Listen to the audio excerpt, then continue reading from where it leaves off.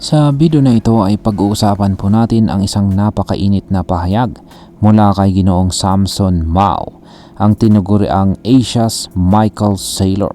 Ayon sa kanya, kung naiintindihan lang daw ng buong mundo kung ano talaga si Bitcoin, malamang nasa presyo na ito na $10 million per coin ngayon.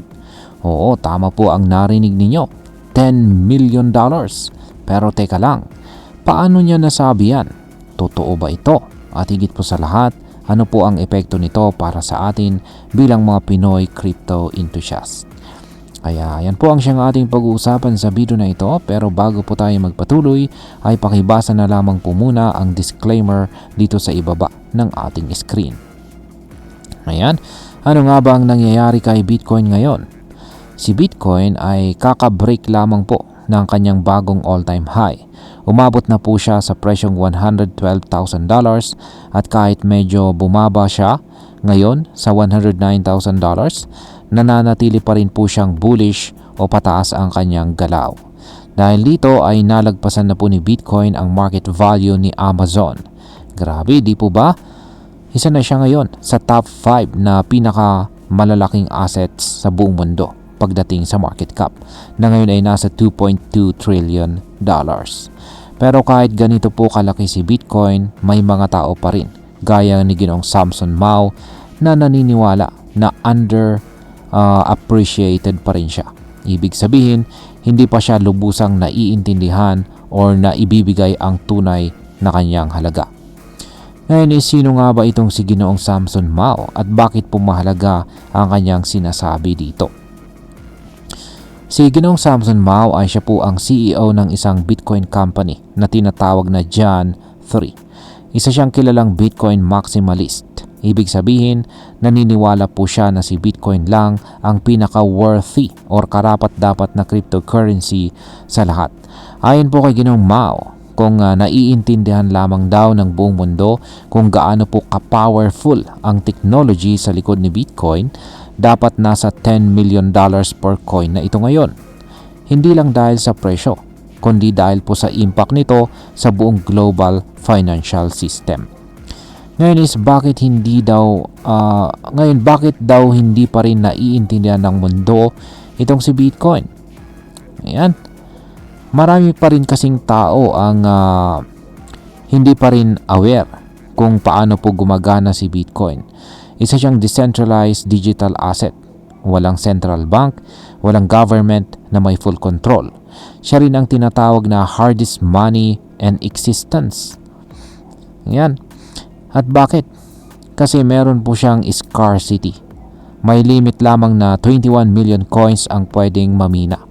At sa kada 4 na taon, meron tayong tinatawag na halving event, kung saan ay nababawasan po ang reward sa mga nagmimina ng Bitcoin. Dahil dito ay mas lumiliit po ang supply over time. Ito ang dahilan kung bakit sinasabi ng mga eksperto na si Bitcoin ay isang store of value, katulad ng gold or ginto, pero digital version lamang. Ngayon ano po ang problema? Marami pa rin po ang hindi ito naiintindihan. Marami pa rin ang nag-iisip na para lang ito sa mga scammers, traders at saka techie na tao.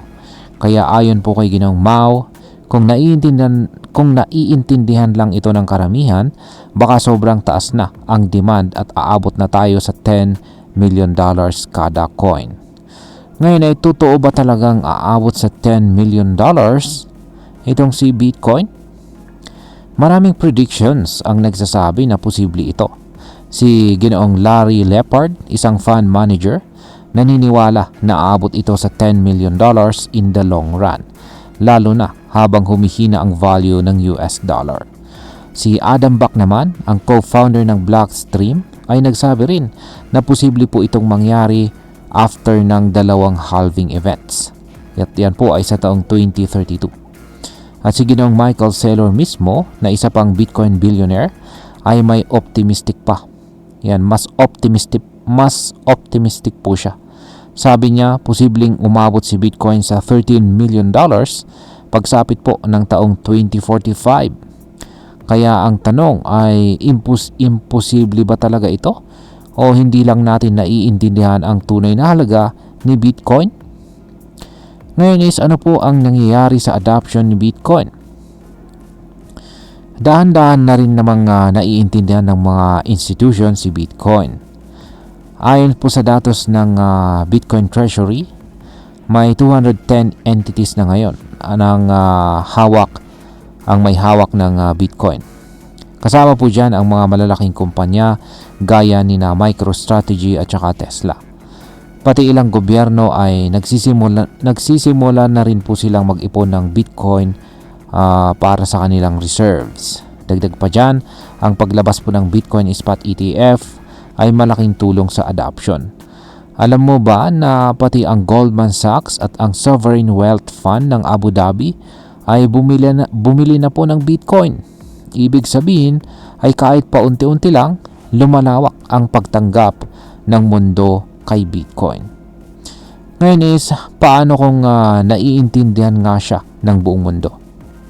Kung biglang maintindihan nga siya ng majority ng mga tao, yan ang scarcity, security, decentralization at ang potential nitong maging global money, ay siguradong lalaki po ang demand. Kapag mas maraming gustong bumili habang fix lang ang supply, natural lang natataas po ang presyo. Ganyan po ang basic law ng supply and demand. Dito po papasok ang ideya na si Ginoong Samson Mao na posibleng umabot po sa $10 million ang isang coin ni Bitcoin. Pero para mangyari ito, kailangan po ng mass adoption at malawak na understanding ng kanyang halaga. Ngayon ay pag-usapan naman po natin ang posibleng epekto nito para sa atin bilang mga Pinoy crypto enthusiast. Yan, malaki po ang magiging epekto nito para sa atin bilang mga Pinoy, lalo na kung maaga po tayo nakapasok dito sa mundo ni Bitcoin. Isipin mo kung bumili ka po ng isang Bitcoin ngayon sa presyo na nasa $109,000 at umabot po ito sa $10 million in the future, instant ka po na may multi-million sa account mo. Pwede itong maging generational wealth, yaman na maipapamana mo sa hinaharap ng mga anak mo or apo mo. Pero kung late ka na pong pumasok, mas maliit ang potential gains mo. Kaya napakahalaga po na ngayon pa lang magsimula ka ng pag-aralan si Bitcoin. Huwag mo lang siyang basta ituring na speculative investment. Intindihin mo kung bakit maraming eksperto ang nagsasabing ito ang future of money. At ayan, bilang panghuli, ang masasabi ko naman tungkol dito ay para sa akin, may sense po ang sinasabi ni Ginoong Samson Mao. Oo, parang exaggerated ang $10 million per coin. Pero kung iisipin mo ng malalim, may logic naman. Habang palala ang inflation, habang humihina ang tiwala ng tao sa central banks, at habang dumadami ang mga may gusto ng financial freedom, natural lang na may lilitaw na alternative na sistema. At si Bitcoin na nga yan. Kaya kung isa kang Pinoy na naghahanap ng mas matatag na paraan para protektahan ang iyong pera, huwag mong i-dismiss itong si Bitcoin. Pag-aralan mo siya. Alamin mo kung paano ito gumagana. At kung may extra kang pera, baka ito na ang matagal mong hinihintay na oportunidad. At ayan, hanggang dito na lamang po tayo sa video na ito mga ka-crypto. Marami pong salamat sa panonood. Ingat po tayo lagi at God bless po sa ating lahat.